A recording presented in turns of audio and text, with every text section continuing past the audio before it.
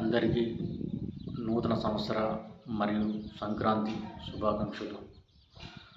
నా పేరు మాయకుంట్ల వెంకటేష్.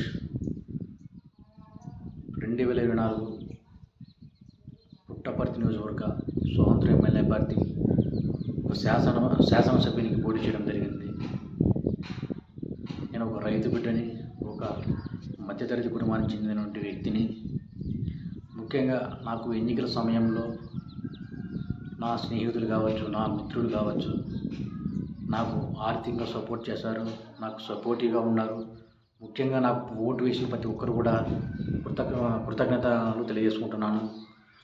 ముఖ్యంగా ఈ న్యూ ఇయర్ సందర్భంగా ప్రజల పక్షాన, ప్రజల సమస్యలపైన ఒక సామాజిక సేవ బాధ్యతగా ప్రశ్నించడానికి ఖచ్చితంగా ప్రశ్నిస్తాను.